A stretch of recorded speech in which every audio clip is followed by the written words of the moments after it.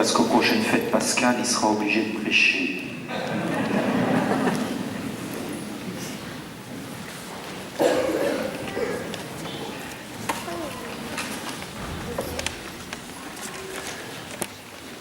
Christ est ressuscité. Il est vraiment ressuscité. Ah, c'est pas mal, en bout d'une fois, c'est pas mal. On va voir la deuxième. Christ est ressuscité. Il est vraiment ressuscité. Bon, c'est bien. Comme ça, personne dort au début de l'homélie, on verra à la fin. Frères et sœurs, le Christ est ressuscité, il est vraiment ressuscité, mais pourquoi la résurrection? Prenons un petit peu de hauteur, si vous le voulez bien. On a commencé par le récit de la création en 6 jours, et puis le 7e, où Dieu se repose de son œuvre. Cette création qui est faite pour l'homme. Toute la création a été faite pour l'homme. Et l'homme a été mis au sommet de cette création pour la gouverner au nom de Dieu. Il est le lieutenant de Dieu sur terre.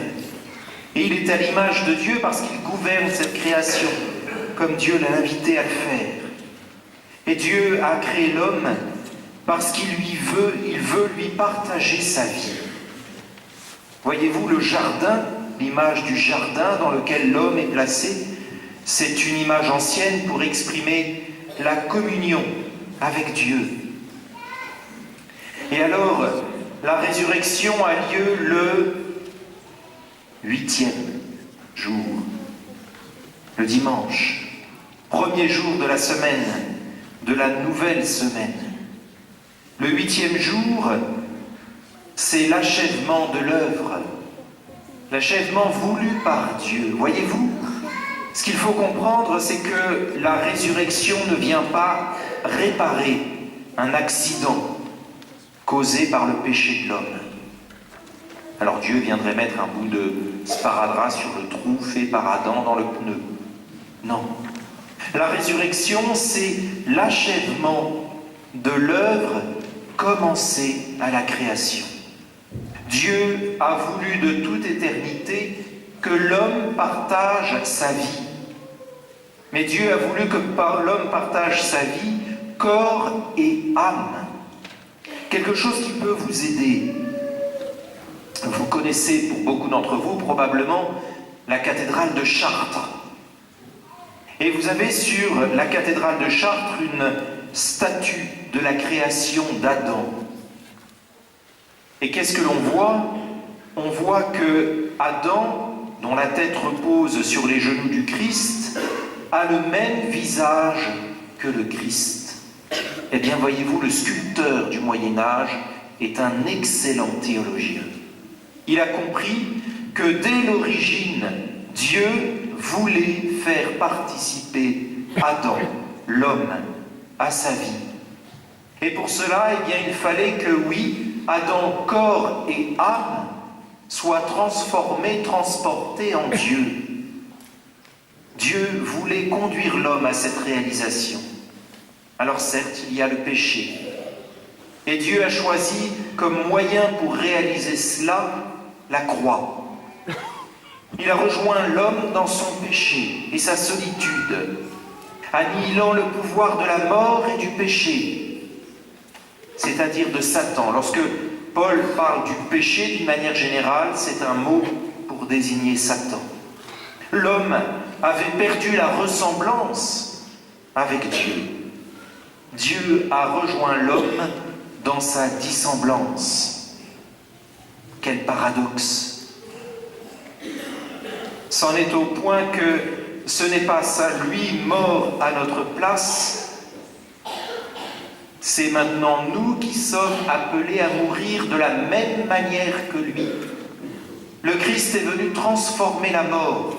Je l'ai dit ce matin à ceux qui participaient à la retraite, certes, notre mort reste un drame, quelque chose qui blesse notre nature, mais cette mort, lorsqu'elle est vécue dans la mort du Christ, associée au Christ, grâce au baptême, devient l'occasion du plus grand amour, devient l'occasion d'entrer dans la vie de Dieu de manière totale et définitive.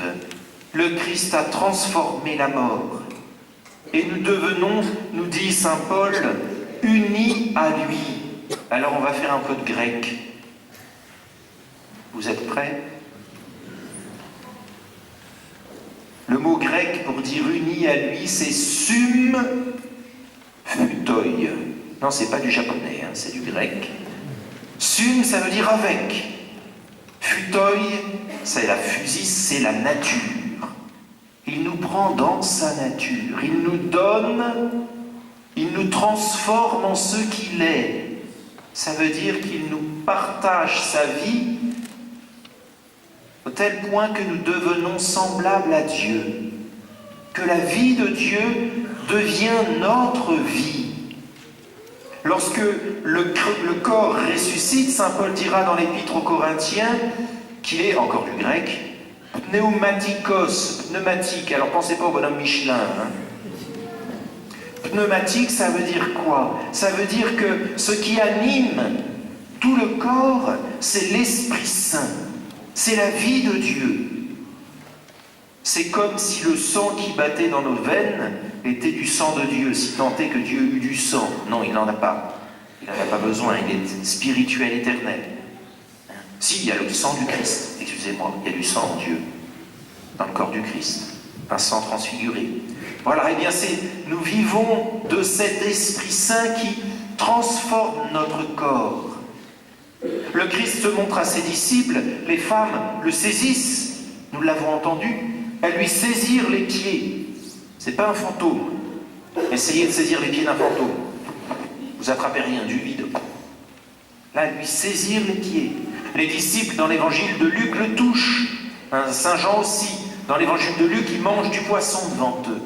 C'est un corps véritable, de la chair et des os, dit le Christ. Mais un corps dont l'âme, l'animation, l'âme et l'âme humaine, mais la vie qui est dedans, c'est la vie de l'Esprit Saint, qui donne à ce corps d'être transformé, transfiguré. C'est pour ça que ce corps ne peut plus souffrir, ne peut plus connaître la mort, parce qu'il vit de la vie même de Dieu.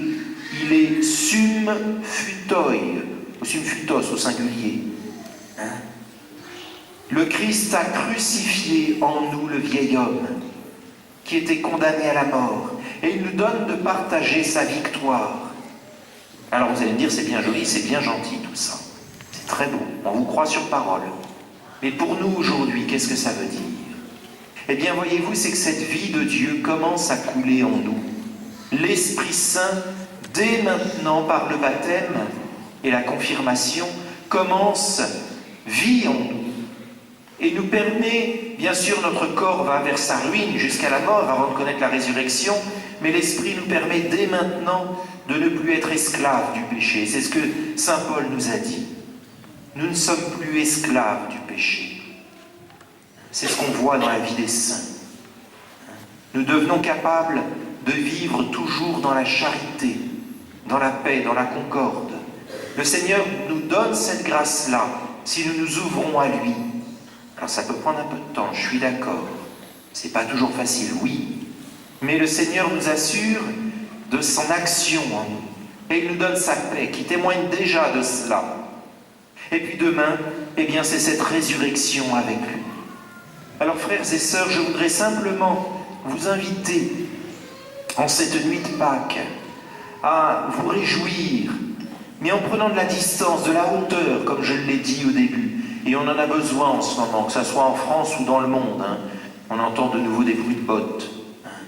C'est jamais bon signe. Je devrais dire des chaudières de bateaux ou des réacteurs de fusée, je ne sais pas ce qu'il faut dire. Eh bien, cette résurrection du Seigneur aujourd'hui nous dit que Dieu a mené son projet à son terme. Quelles que soient les tribulations de l'histoire, nous n'avons rien à craindre. La résurrection nous est déjà donnée.